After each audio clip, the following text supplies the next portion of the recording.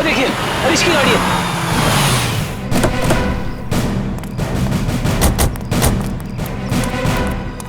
Sir गाड़ी तो खाली है सर। तो लगता है भाग गया है हरीश। लगता है वो एयरफील्ड की तरफ गया है।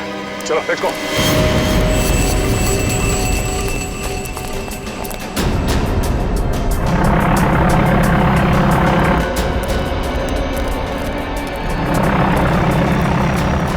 सर उसका प्लेन तो टेक ऑफ करने वाला है।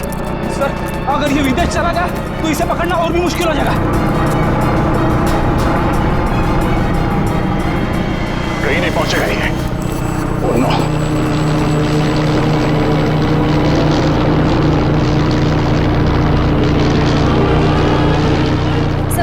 सर हम कंट्रोल टावर से पता कर सकते हैं कि ये प्लेन किस दिशा में और कौन से देश की तरफ गया है।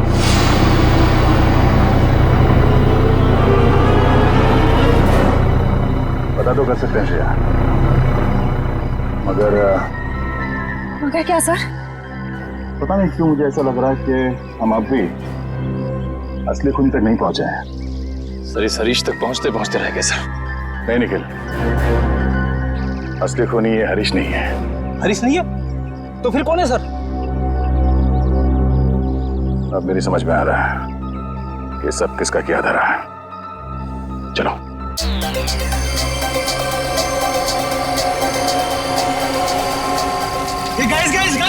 गाइस हम लोग कितना खुशनसीब है कि अब से कुछ ही देर में हम लोग वीडियो शावर देखेंगे, और वो भी एकदम लाइव।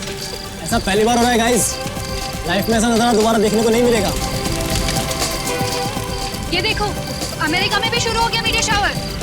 अरे हमें इंग्लैंड के आसमान में भी दिखाई दे रहा है। अगला नंबर हमारे देश इंडिया का है दोस्तों। तैयार हो जाओ आसमान में प्रकृति की आतिशबाजी देखने के लिए। वो देखो शुरू हो गया।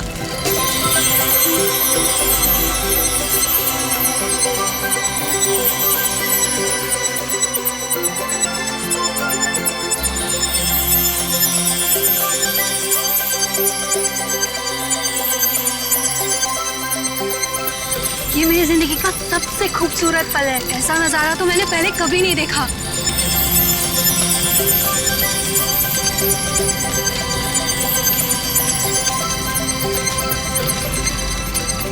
हे गाइस, वो देखो आसमान से शायद कुछ गिर रहा है। ये कहीं किसी मीटियोर का हिस्सा तो नहीं है? वो देखो वहां गिरा, चलो देखते हैं। ये था।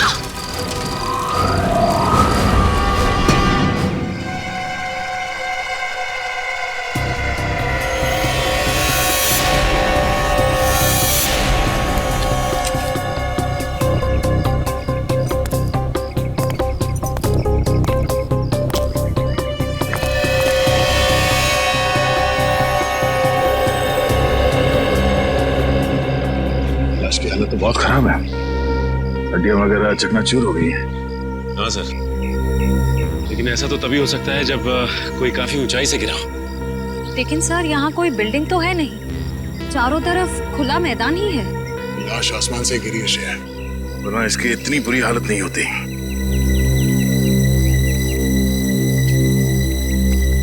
कब हुआ ये? कितने बजे? यही कोई रात 3:15 बजे। हम लोग रात को मीटियोर शावर देख रहे थे, तभी अचानक आकर के कुछ गिरा। और हमें लगा मीटियोर शावर का ही कुछ हिस्सा होगा, लेकिन जब पास जाके देखा तो लाश थी। सर जब लाश ऊपर से गिर रही थी तब ये जल भी नहीं रही थी। अच्छा, ये केस कुछ ज्यादा ही पेचीदा लगता है। देखते हैं डॉक्टर सालुंके क्या कहते हैं इस लाश को देख के। चलो।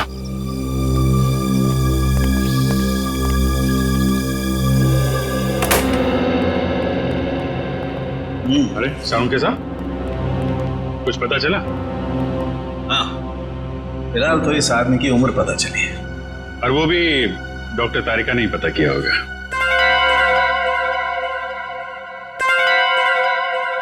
मैंने पता किया है। आपने किया है? जी हाँ। कोई शक है आपको? नहीं, शक की क्या बात है। आपने पता किया होगा तो ठीक ही किया होगा। वैसे क्या क्या पता क्या किया आपने? पता ये किया कि इस आदमी की उम्र 120 साल है। क्या 120 साल का बुजुर्ग आदमी इतनी ऊंचाई से गिर के मर गया? क्यों? कहीं लिखा हुआ है कि 120 साल का आदमी ऊंचाई से नहीं गिर सकता? आप लोगों से कुछ गलती तो नहीं हो गई? आप एक काम कीजिए, तारिका जी से कंफर्म कर लीजिए। बताओ भाई ने। हाँ अभिजीत, इनके एक्सरे स्कैन्स देख लो। देखो ये देखिए, इनकी हड्डियां काफी कमजोर हो चुकी थी, जैसे कि उम्र के साथ साथ होता है। और टिश्यूज को हुए नुकसान को देखकर हमने अंदाजा लगाया कि इनकी उम्र तकरीबन 120 साल के आसपास रही होगी। अच्छा, वैसे कितनी ऊंचाई से गिरे होंगे ये? फिलहाल ये बता पाना मुश्किल है। सर हो सकता है इस आदमी को किसी हवाई जहाज से फेंका गया हो। सर वो केस याद है ना आपको, जब एक लाश को हेलीकॉप्टर से फेंका गया था।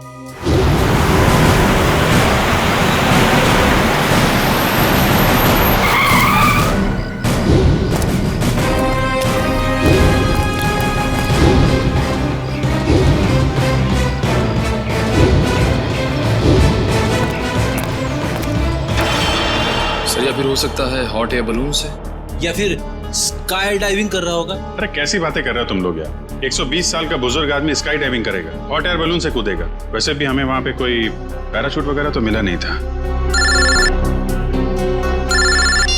हेलो, जली हुई चीज समुद्र में गिरी है, लाश के पास वाले इलाके में? ठीक है ठीक है, पहुंचते हैं हम।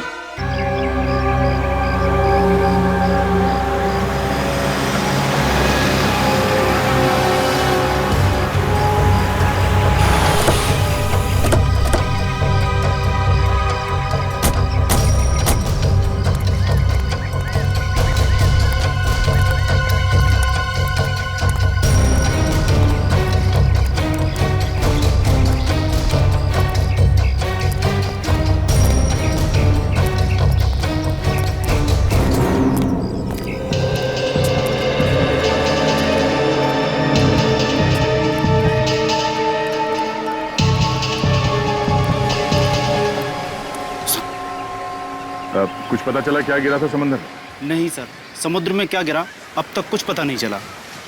अच्छा, पहली बार किसने देखा था उस चीज को समुद्र में गिरते हुए? शंकर ने। कह रहा था कि जब वो अनोखी चीज समुद्र में गिरी तो वो बॉम्ब की तरह फट गई और उसमें से चिंगारियां भी निकली। सर हो सकता है ये कोई बॉम्ब ही है, शायद किसी ने ऊपर से फेंका। नहीं सचिन, कोई समुद्र में बॉम्ब क्यों गिराएगा? बात कुछ और ही है। हो ना हो इसका उस लाश के साथ जरूर कुछ संबंध है। ये शंकर कहाँ? सर वो रहा सर।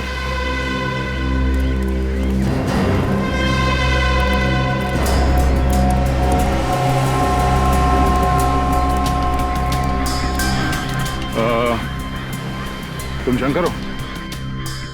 जी मैं शंकर। हम लोग सीआईडी से हैं। एग्जैक्टली हुआ क्या था?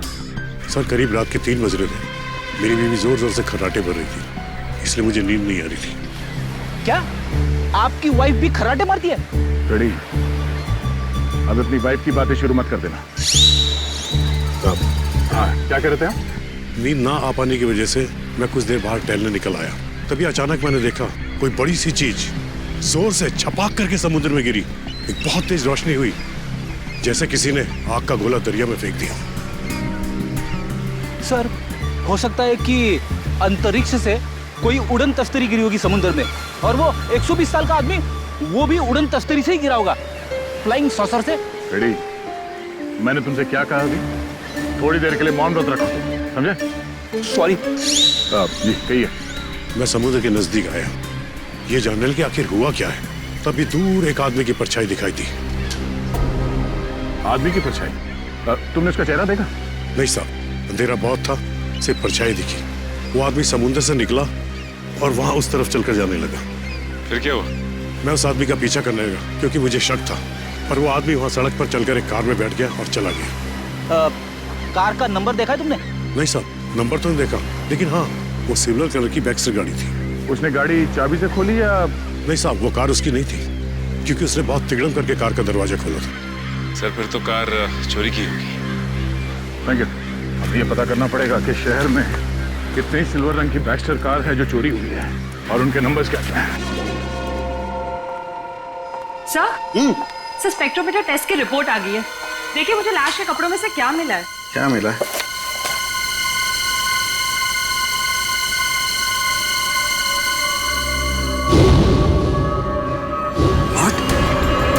Rocket fuel? हाँ सर। अरे लेकिन तारिका, रॉकेट फ्यूल तो स्पेस क्राफ्ट को स्पेस में भेजने के लिए इस्तेमाल होता है। सर कहीं आदमी रॉकेट में होगा तो?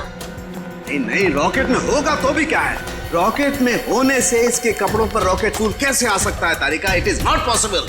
नहीं नहीं, ये कुछ और ही चक्कर है। क्या?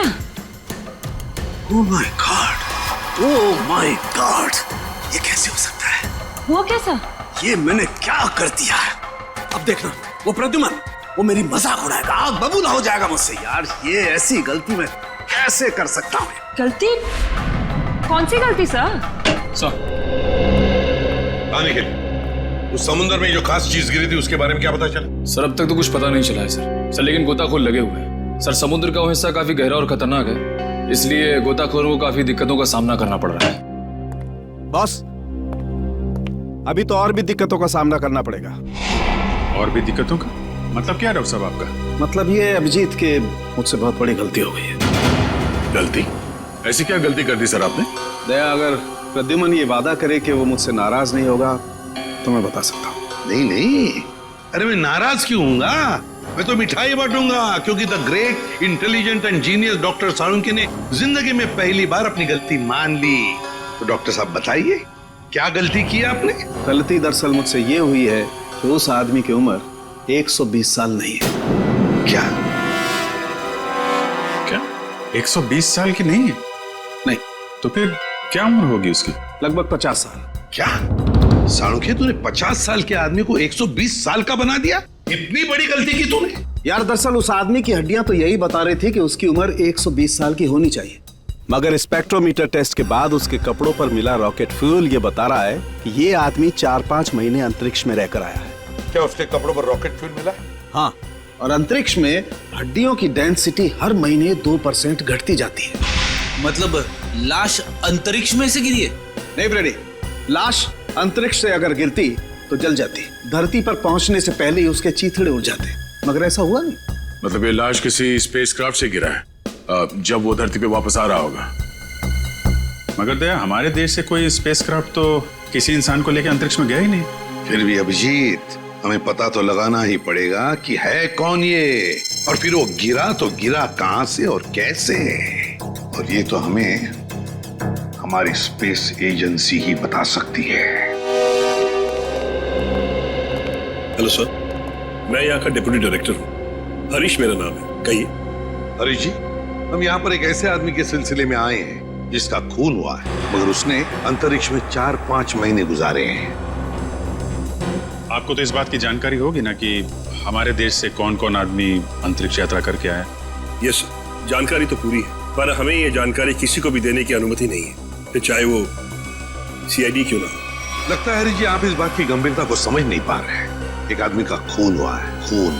एक ऐसा आदमी जो शायद आपका साथी था, जो आपके साथ उठता बैठता था, हंसता खेलता था, खाता पीता था, और इसीलिए हम ये जानना चाहते हैं कि क्या आपका कोई साथी लापता है क्या? सर, ये जो भी इंसान है ये हमारा साथी हो ही नहीं सकता, क्योंकि अभी तक हमारे देश की तरफ से कोई भी स्पेसक्राफ्ट एस्ट्रोनॉट लेके अंतरिक्ष में गया ही नहीं है। हो सकता है कोई चोरी छुपे गया हो अंतरिक्ष में। नहीं सर, स्पेस को इतनी साधारण जगह नहीं है, हमारी जानकारी के बिना वहां जाना असंभव है, इम्पॉसिबल। अच्छा, आपके स्टाफ में से ऐसा कोई आदमी है जो आज काम पे नहीं आया? सर, विशाल सर काम पे नहीं आए हैं। विशाल काम पर नहीं आया? अच्छा, क्या विशाल कभी अंतरिक्ष में गया था? हाँ सर, विशाल सर बहुत साल पहले अंतरिक्ष में गए थे, लेकिन किसी और देश की तरफ से। एक्चुअली सर, वो हमारे यहाँ का हेड इंजीनियर है। यहाँ के हर प्रोजेक्ट की शुरुआत उसी की देखरेख में होती है। 3 साल पहले 5 महीने के लिए वो अंतरिक्ष में गया था, जॉइंट नेशन स्पेस प्रोग्राम के तहत। अच्छा, गया था। अभिजीत, साळुंखे ने भी तो यही कहा कि वो इंसान 4-5 महीने के लिए अंतरिक्ष में था। हाँ सर, विशाल सर हमें अंतरिक्ष में जाने की ट्रेनिंग दे रहे थे। और क्या विशाल का कद 5 फुट 7 इंच था? जी। फिर तो सर जिसकी लाश मिली है शायद वो विशाल ही है। मुझे तो यकीन ही नहीं हो रहा। नहीं हरीश जी, देखिए, जब तक DNA मैच नहीं होता हम यकीन से नहीं कह सकते कि वो लाश विशाल की ही है, लेकिन हमें विशाल के सारे मेडिकल डिटेल्स चाहिए और विशाल के घर का पता भी। जी।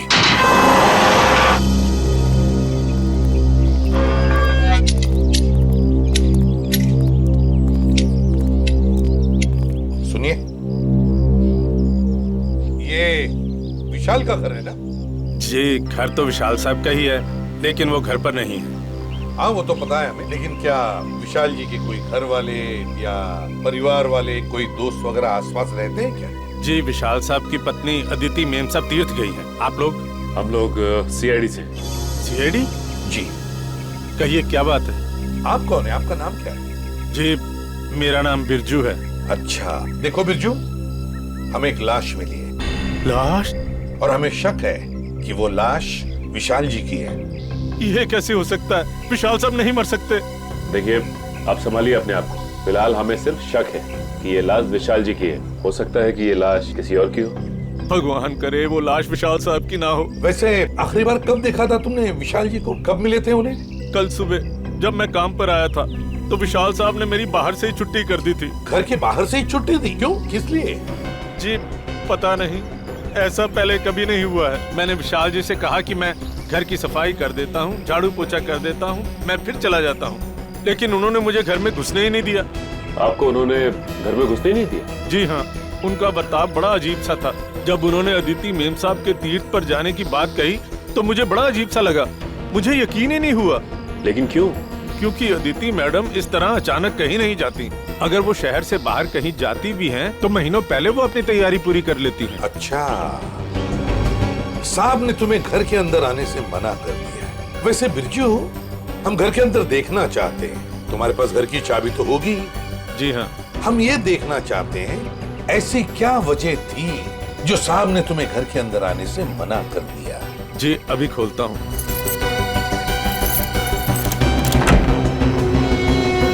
आइए साहब। सचिन, घर को अच्छी तरह से देखते हैं, देखते कुछ मिलता है क्या। चलो।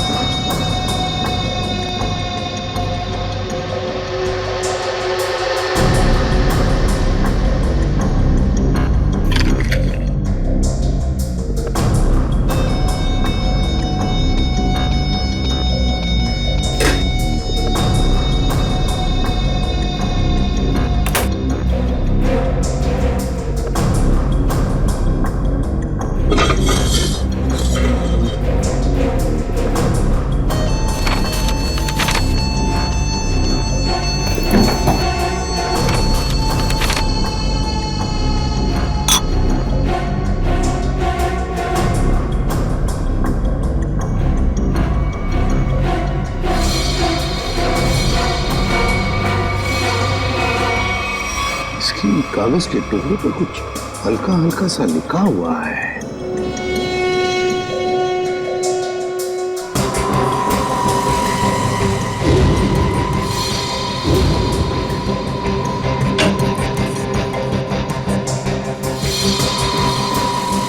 साहब। हाँ सचिन। ये देखिए सर, जूतों के निशान। वो इस खिड़की से इस घर के अंदर आया है। उसके जूते के निशान इस पेपर पे भी है सर।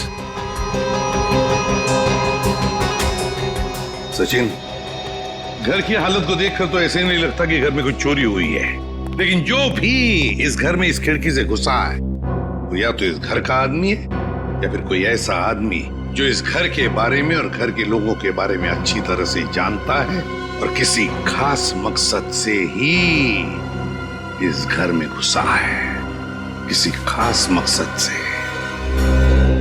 दया, वो चोरी हुई गाड़ी के बारे में क्या पता चला? सर जगह जगह पुलिस चेकिंग कर रही है, बहुत जल्द गाड़ी मिल जाएगी। साळुंखे, तू यहाँ क्या कर रहा है? वो लगता है फिर से गलती करके आ गया ये। यार प्रद्युमन, तुम कभी सुधरोगे नहीं क्या यार? अरे यार नहीं, कोई मजाक नहीं। ठीक है, आगे से तुम किसी ऐसे इंसान से काम कराओ जिसने अपनी जिंदगी में कभी कोई गलती नहीं की। मैं जा रहा हूँ, बाय। अरे सर, डॉक्टर तारिका। क्या? मेरे कहने का मतलब है सर कि तारिका जी अकेली पड़ जाएंगी अगर आप चले गए तो। अच्छा, तो मतलब आपको तारिका जी की फिक्र है, सालुके की फिक्र नहीं है ना? ठीक है, तो मैं जा रहा हूँ। ठीक है, बाय। यार लेकिन जो बात बताने के लिए आया था वो तो बता के जा। वो आप इनकी डॉक्टर तारिका जी से पूछ लीजिएगा। मैं जा रहा हूँ, बाय। अच्छा ठीक है, बाय। 1 मिनट में वापस आ जाएगा। हाँ दया, देखा? देखो दया, मैं ना सिर्फ और सिर्फ तुम्हारी वजह से वापस आया हूं। हाँ, क्योंकि मैं जानता हूं एक सिर्फ तुम हो जो मुझे अच्छी तरह से समझते हो। बाकी ये लोग तो मेरी नौकरी छीनने पर लगे हुए हैं। सर वो मैं नहीं, कुछ कहने की जरूरत नहीं दया, मैं तुम्हें बहुत अच्छी तरह से समझता हूँ। वैसे समझता मैं इन लोगों को भी बहुत अच्छी तरह से हूँ। वैसे दया, जो बात तुझे बताने के लिए आया था जरा पूछ ले, क्या बात है? अब सर देखो दया, जो लाश आप लोगों को मिली थी ना, उसका डीएनए मैच हो गया है और वो लाश विशाल की है। क्या? विशाल की है? मतलब हमारा शक सही निकला? बिल्कुल। और जो जूतों के निशान आपको विशाल के घर से मिले थे, वो किसी ऐसे आदमी के हैं जो एक पांव से लंगड़ा के चलता है। ये कैसे पता चला सालुंके सर? देखो, जब कोई इंसान लंगड़ा के चलता है तो उसका एक पैर पर वजन ज्यादा होता है और दूसरे पैर पर वजन कम होता है, और इसीलिए दोनों पैरों का अलग अलग निशान पड़ता है। वाह सालुंके साहब, वाह, बड़ा तगड़ा ऑब्जर्वेशन है आपका। Thank you. समझता क्या है?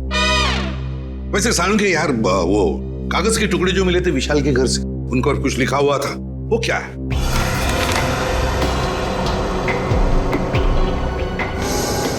वो ये था, अगर तुमने जुबान खोली तो जान से जाओगे। विशाल को धमकी? लगता है विशाल कोई राज जान गया था सर, और इस राज की कीमत उसे अपनी जान गंवा के देनी पड़ी। सर खूनी जरूर इस स्पेस एजेंसी का ही कोई होगा सर, या फिर आसपास का कोई होगा, वरना स्पेसक्राफ्ट या हवाई जहाज से उसे नीचे फेंकना मुश्किल है सर।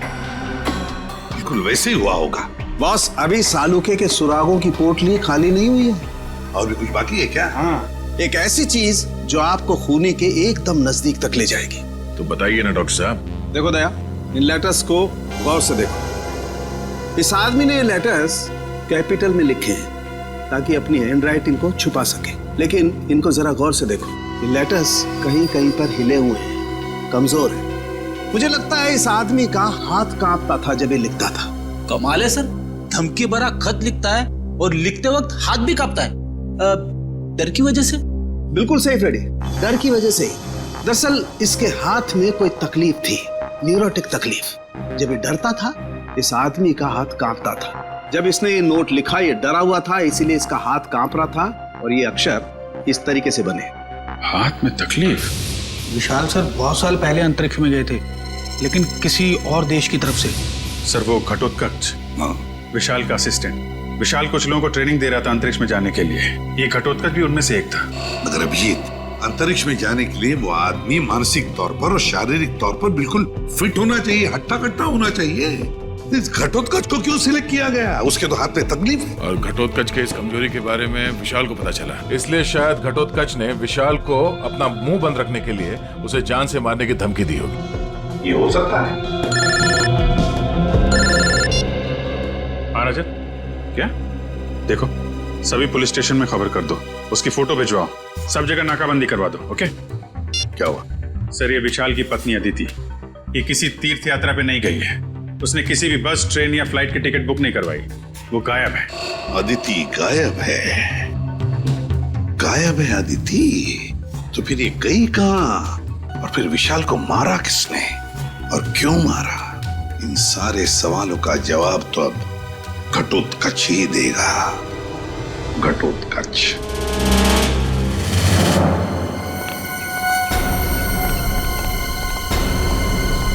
शरीर घटोत्कच का घर सर।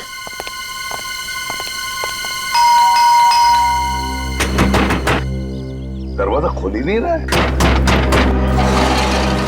पीछे से कुछ आवाज है? हाँ।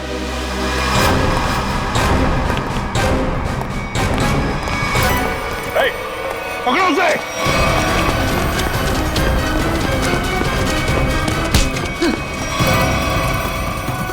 सीआईडी से भाग रहा है? कहाँ भाग रहा है? मुझे छोड़ दीजिए सर, मैंने कुछ नहीं किया सर। कुछ नहीं किया तो भाग क्यों रहा था? मैं जानता था सर कि आप लोग मुझ पे शक करेंगे। आप लोग मुझ पे शक करेंगे? शक नहीं करेंगे तो क्या पूजा करेंगे? हाँ? तुमने विशाल को चिट्ठी भेजी थी ना, धमकी भरी। अगर तुमने अपना मुंह खोला तो जान से जाओगे। भेजी थी या नहीं? बोल। हाँ सर, वो खत मैंने लिखा था सर, लेकिन वो मेरी भूल थी जो मैंने गुस्से में की थी सर। मैंने विशाल सर को नहीं मारा था। ऐसी कहानी हम लोग बहुत सुन चुके हैं, समझे? मैं सच कर रहा हूँ सर, मैं तो 3 दिन पहले विशाल जी के घर पे गया था उनसे माफी मांगने के लिए। तुम यहाँ पर क्यों आए हो? देखिए विशाल जी, मैं आपसे अपने उस चिट्ठी के लिए माफी मांगने के लिए आया। उस वक्त मैं शराब के नशे में था और शराब के नशे में ही अक्सर सच्ची बात जुबान पर आ ही जाती है। देखिए आप ऐसा मत कहिए, आप न सिर्फ मेरे दोस्त हैं बल्कि मेरे मार्गदर्शक भी हैं। अगर आपने मुझे माफ ना किया तो मैं अपनी नजरों में ही गिर जाऊंगा। ठीक है, मैंने तुम्हें माफ किया। देखिए आप कुछ परेशान नजर आ रहे हैं। परेशान? नहीं, मुझे काहे की परेशानी है?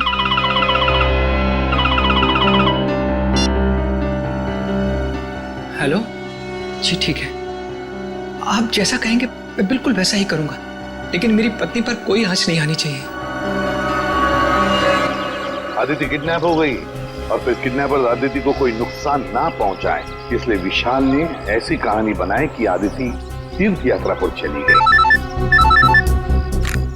दया का फोन आ गया। अच्छा, चोरी की गई गाड़ी का पता चल गया। एक्सीलेंट।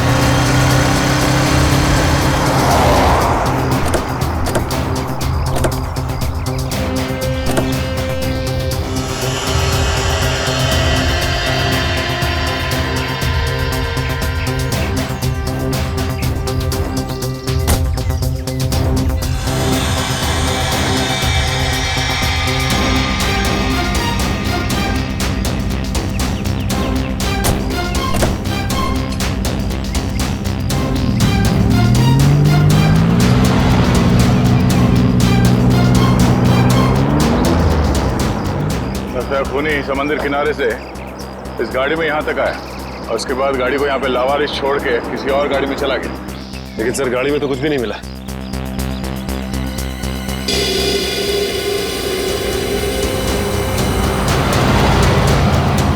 ये देखो, सीसीटीवी कैमरा लगा हुआ है इस ट्रैफिक पोस्ट पे। जरूर उस खूनी का चेहरा इस कैमरे कैद हो गया होगा। इसके लिए काम करो, आरटीओ को कांटेक्ट करो और इस कैमरे की फुटेज ले लो। सर हेलो, क्या आदिति मिल गई? कौन सा हॉस्पिटल में है? हेलो सर, मैं इंस्पेक्टर प्रशांत। हाँ, मैंने ही आपको फोन किया। अच्छा, आदिति की तबीयत कैसी है? सर उन्हें गोली लगी थी। गोली लगी थी? जी हाँ, उनका ऑपरेशन हुआ है, अब वो खतरे से बाहर है। लेकिन ये आदिति मिली कहाँ तुम लोगों को? सर हम लोग पेट्रोल पे थे। Hello control room. Yes sir, यहाँ सब कुछ ठीक है सर, ओवर। अरे राघव, वो देखो, किसी औरत को जबरदस्ती ले जाया जा रहा है। कहीं अदिति तो नहीं जिसकी फोटो सीआईडी ने भेजी थी हर जगह ढूंढने के लिए? हो सकता है। चलो देखते हैं। पीछा करो उसका। चलो जल्दी। एक काम करो, सारे बंदे रखो ताकि उन्हें पता नहीं चले कि हम लोग उनका पीछा कर रहे हैं। बोरे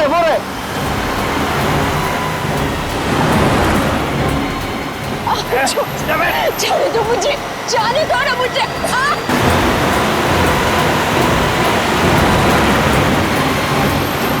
कैसे भी पकड़ना है उन लोगों को, पीछा करो जल्दी। देखो, देख लो।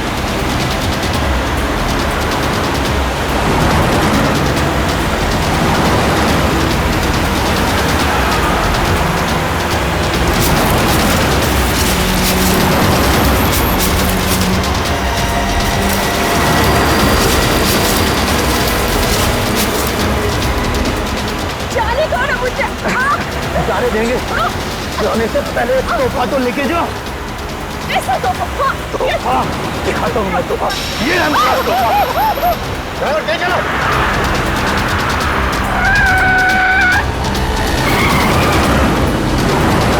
और तेज ड्राइवर।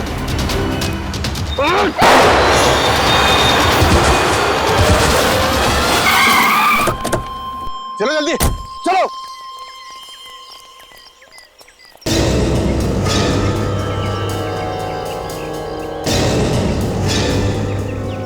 ओह नो, ये तो आदिति ही है। इसे तो गोली लगी है। चलो जल्दी से हॉस्पिटल लेके चलते हैं। चलो चलो।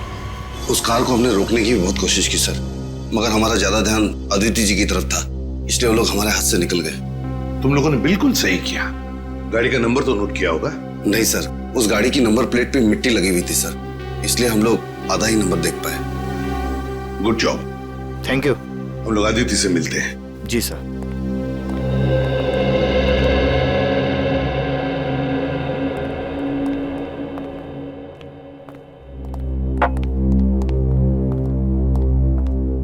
अदिति, अब कैसी हो? ठीक हूँ। आप कौन? मैं एसीपी प्रद्युमन, सीआईडी से। सीआईडी से? मेरे पति कहाँ हैं? बहुत जल्दी आ जाएंगे। बस एक बात बताओ, ये सब कैसे हुआ तुम्हारे साथ? 2 दिन पहले जब मैं सब्जी मंडी से घर लौट रही थी, कुछ लोग मुझे अपने गाड़ी में डालकर साथ ले गए। उनमें से किसी का चेहरा देखा आपने? नहीं, उन्होंने अपने चेहरे पर मास्क डाल रखा था। ओह, मास्क पहन रखा था। वैसे कहाँ लेकर गए वो तुम्हें, कुछ बता सकती हो? पता नहीं, उन लोगों ने मुझे कुछ खिलाकर बेहोश कर दिया था। एक अंधेरे कमरे में रखा था और वो मुझे विशाल के काम के बारे में सवाल पूछ रहे थे। विशाल के काम के बारे में? तो तुमने क्या कहा? मैंने उन्हें कहा कि विशाल अपने काम के बारे में मुझसे कोई बातचीत नहीं करते, लेकिन उन्हें लगा कि मैं झूठ बोल रही हूँ। नहीं आदित्य, देखो अदिति, देखो जिन्होंने भी ये किया है ना तुम्हारे साथ, उनको हम कड़ी से कड़ी सजा दिलवाएंगे, ये मेरा वादा है। सब आप उन्हें मत छोड़िएगा। वो लोग देशद्रोही हैं। कुछ देर बाद उनका बॉस भी उसी कमरे में आया और उसने मुझसे कहा कि विशाल मुझसे ज्यादा अपने देश से प्यार करते हैं। मैंने उन्हें जवाब दिया कि मुझे गर्व है कि विशाल पहले एक अच्छे नागरिक है और फिर एक अच्छे पति। बिल्कुल सही कहा तुमने, बिल्कुल सही कहा। और सच कहूं, हमें भी तुम पर गर्व है, क्योंकि तुमने ये सब किया ना इसकी वजह से। अच्छा बताओ, क्या तुमने उस आदमी का चेहरा देखा? नहीं सर, उसने भी अपने चेहरे पे मास्क डाल रखा था, लेकिन हाँ, गुस्से में आकर मैंने उस पर झपटकर हमला किया था। अच्छा? उसकी गर्दन पर खरोच आ गई थी। उस आदमी के गर्दन पर खरोच आई थी? तो फिर सचिन, जरूर आदिति की नाखून में उस आदमी की चमड़ी के अंश होंगे। उस आदमी के चमड़ी के अंश होंगे। हाँ निखिल, ट्रैफिक सिग्नल का फुटेज रेडी है? हाँ सर, रेडी है। चलो देखते हैं।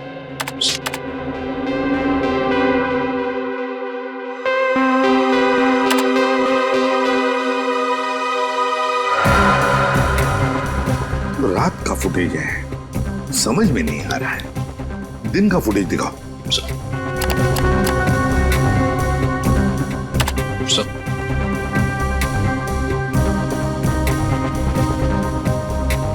कोई आदमी गाड़ी की तरफ चलते हुए आ रहा है। निखिल, पॉज करो, रिवाइंड करो और फिर से प्ले करो।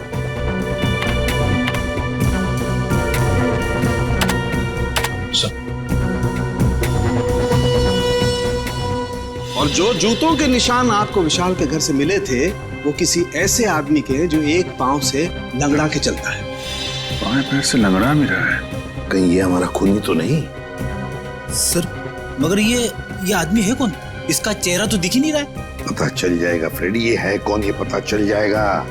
लाल जूते जो पहने हैं। निखिल, रिवाइंड करो, जूम करो जूतों पर।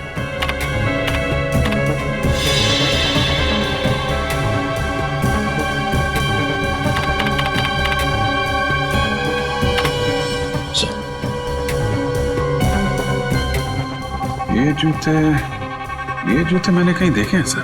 देखे? कहां पर? किसके पैरों में? सर, आज विशाल सर नहीं आए हैं।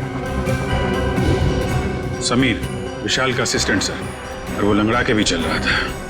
विशाल का असिस्टेंट समीर। अरे, दरवाजा तो खुला ही है। हाँ, कौन खून? चक्कर ना रहना, लगता है किसी को घसीट के ले जाया गया है यहां से उस तरफ।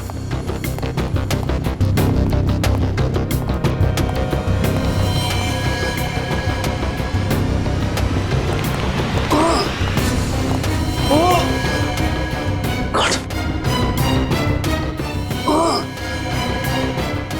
समीर है। समीर, जल्दी से एम्बुलेंस बुला। समीर, घबराओ मत, देखो हम लोग सीआईडी से। हेलो, कुछ नहीं होगा, एम्बुलेंस बुलाई हमने। क्या क्या क्या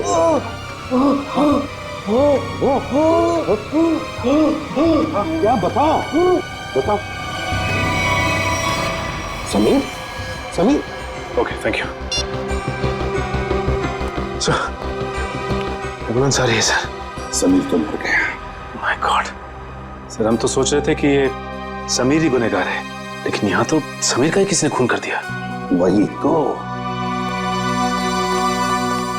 इस शतरंज के खेल का असली खिलाड़ी तो कोई और ही है, कोई और ही है। समीर के घर में से जो डॉक्यूमेंट्स मिले उससे पता चलता है कि समीर विशाल के लिए काम करता था, जासूस था वो विशाल का। दुनिया के सामने समीर विशाल का असिस्टेंट और असली काम जासूसी।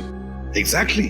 और जब विशाल को पता चला कि स्पेस एजेंसी में कोई गद्दार है जो वहां की खुफिया इंफॉर्मेशन बाहर भेज रहा है, तो बस उसका पर्दाफाश करने के लिए उसने समीर को रख लिया काम पर, जासूस बनाकर। और इसीलिए समीर ने भी हमें कुछ नहीं बताया, क्योंकि विशाल ने उसे ऐसा करने से मना कर दिया था। हाँ, दया जब विशाल का खून हुआ तब शायद समीर तहकीकात करने के लिए विशाल के घर गया। और जैसे ही खूनी को लगा कि समीर उस तक पहुंचने वाला है, उसने समीर का भी खून कर दिया।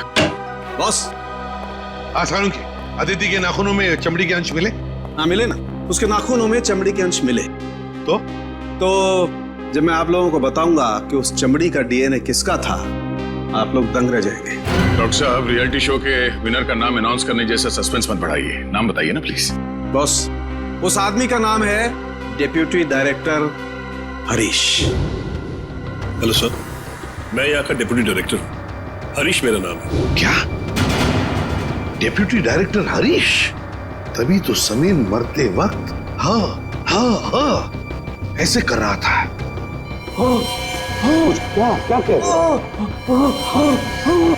समीर कहना चाहता था हरीश, वो हरीश का नाम लेना चाहता था। Deputy director Harish, space agency का deputy director Harish. Excuse me sir, आप लोग यहाँ? जरा हरीश जी को बुलाइए। कहाँ है वो? सर, वो तो कुछ ही घंटे पहले चले गए। चले गए? कहाँ गए, कुछ पता है आपको? नहीं सर, वो बड़ी जल्दी में थे, इसलिए बिना कुछ बताए निकल गए। कोई बात नहीं, हम पता लगा लेंगे। उनके गाड़ी का नंबर दीजिए। जी। हेलो, हाँ बोल रहा हूँ। कहाँ पे? एमआई इलाके में? ठीक है, ओके सर। हरीश की गाड़ी एमआई इलाके में देखी गई है सर। एमआई इलाके में? हाँ सर। शेयर जरा नक्शे में चेक करो, एमआई इलाके में हरीश कहाँ जा सकता है? सर, एमआई इलाके के आगे तो बॉर्डर है, हमारे राज्य की सीमा, और ये बॉर्डर एमआई इलाके से 15 किलोमीटर दूर है। तो ये उड़ान भर के हरीश अपना घोंसला कहीं और बनाना चाहता है? और सर, उड़ान भरने के लिए पास में ही एक रनवे और एयरफील्ड भी है।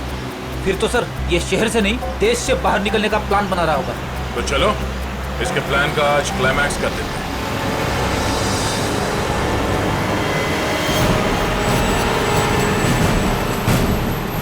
सर, वो देखिए, हरीश की गाड़ी है।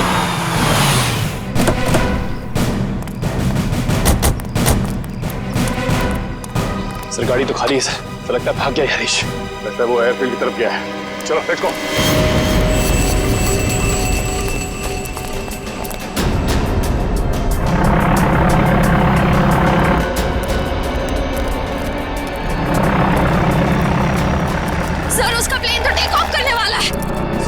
अगर ये विदेश चला गया तो इसे पकड़ना और भी मुश्किल हो जाएगा। कहीं नहीं पहुंचेगा ये। Oh no.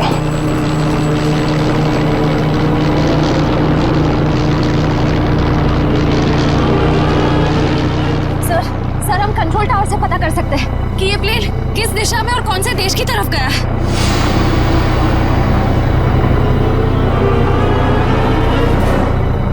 पता तो कर सकते हैं श्रेया, मगर क्या सर? पता नहीं क्यों मुझे ऐसा लग रहा है कि हम अब भी असली खून तक नहीं पहुंचे हैं। सर, इस हरीश तक पहुंचते पहुंचते रह गए सर। नहीं निखिल, असली खूनी ये हरीश नहीं है। हरीश नहीं है तो फिर कौन है सर? अब मेरी समझ में आ रहा है ये सब किसका किया धरा है। चलो। तुम लोगों को अपने बुरे कर्मों की सजा जरूर मिलेगी। सारा गुनाह तुम लोगों ने किया और इल्जाम मेरे मत्थे मर दिया। बात तो तेरी ठीक है, मगर सीआईडी कभी पता नहीं कर पाएगी कि असली मुजरिम कौन है, क्योंकि हमने तुम्हारे बैंक अकाउंट में पूरे 15 करोड़ रुपए डलवाए। 15 करोड़ रुपए? हाँ, 15 करोड़ रुपए, जिससे उनको लगेगा कि तुमने अपने जमीर का सौदा कर दिया है 15 करोड़ रुपयों के लिए, और अब देशद्रोही बन गए। शर्म आनी चाहिए तुम लोगों को। शर्म तो हमें आने से रही, अब तू एक अच्छे बच्चे की तरह उस नए मिशन की पूरी जानकारी हमें देते हैं। चल। नहीं, कभी नहीं। मैं रुपयों के लिए अपने देश को कभी नहीं बेचूंगा, कभी नहीं।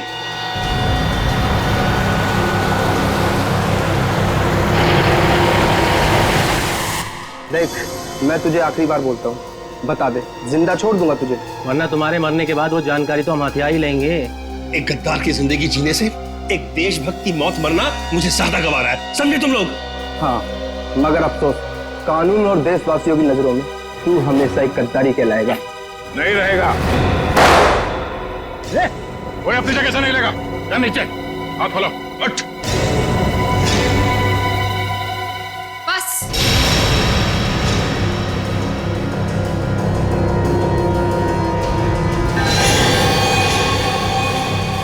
बहुत हो चुका ये नाच गाना, अब काम की बात करें। हाँ, काम की बात भी हो जाएगी। अदिति, तुम लोग मुझे देखकर चौंके नहीं? नहीं, हमें पहले ही पता चल गया था। ज्यादा चालाक बनने के चक्कर में तुम खुद अपनी जाल में फंस गई। तुम्हें याद है, तुमने कहा था कि 2 दिन पहले तुमने हरीश के गले को खरोचा था। हा? मैंने उस पर झपटकर हमला किया था। अच्छा। उसकी गर्दन पर खरोच आ गई थी। हाँ तो? मगर जब हम हरीश से मिलने स्पेस एजेंसी गए थे, तब उसके गले पे खरोच का ऐसा कोई भी निशान नहीं था। नहीं सर, स्पेस को इतनी साधारण जगह नहीं है। हमारी जानकारी के बिना वहां जाना असंभव है। और हमसे मिलने के बाद हरीश के गले पे खरोच का निशान बनाया गया ताकि तुम हमें गुमराह कर सको। सर इन लोगों को बिल्कुल मत छोड़ना। इन लोगों के पास देश की एक ऐसी खुफिया जानकारी है जो ये अरबों रुपए में दुश्मन को बेचना चाहते हैं। अपनी जेब भरने के लिए देश की सुरक्षा का सौदा करने चली थी तुम। अब चलो, मायके चलने की तैयारी करो। तुम लोग ऐसे नहीं मानोगे। सीआईडी के ऊपर गोली चलाने की कोशिश कर रही हो? ये रहा उसका इनाम। बोलो, क्यों किया तुमने ये सब? मैं दुश्मन देश की जासूस हूँ। 8 महीने पहले मैंने विशाल से शादी की ताकि भारत की स्पेस एजेंसी की सीक्रेट्स और आने वाली प्रोजेक्ट्स की जानकारी मैं चुरा सकूं। मगर तुम्हारे पति विशाल को तुम्हारी हरकतों और हाव भाव पे शक हुआ और इसीलिए उसने तुम्हारे पीछे जासूस लगा दिए। विशाल को सिर्फ इतना ही शक था कि स्पेस एजेंसी में कोई गद्दार है, लेकिन वो ये नहीं जानता था कि गद्दार खुद उसकी पत्नी ही है। जब तुम्हें ये जासूसी वाली बात पता चली तो तुमने उस जासूस समीर को मार दिया और अपने आप को अगवा करने का प्लान बना लिया। क्योंकि मुझे लगा था कि मुझे छुड़वाने के लिए विशाल उन अगवा करने वाले लोगों को वो खुफिया जानकारी दे देगा, लेकिन शायद विशाल को मुझसे ज्यादा देश से प्रेम था, इसलिए विशाल ने उन्हें गलत इन्फॉर्मेशन दी और मुझे छुड़वा लिया। और तुम्हें इस बात का गुस्सा आया और तुमने विशाल को प्लेन से नीचे धक्का दे दिया। हाँ, मैंने प्लेन क्रैश करवाया था और खुद पैराशूट से नीचे आ गई। और फिर तुमने मुझे फंसाने का प्लान बनाया? क्योंकि मैं चाहती थी कि विशाल के खून का और इस सारी गद्दारी का इल्जाम तुम्हारे सर पर आ जाए। मगर तुमने कभी ये नहीं सोचा कि सीआईडी कभी ना कभी सच का पता लगा ही लेगी। तुम इस देश को बर्बाद करना चाहती थी, अब इस देश की खातिरदारी भी देख लो। फांसी के लिए तैयार हो जाओ तुम।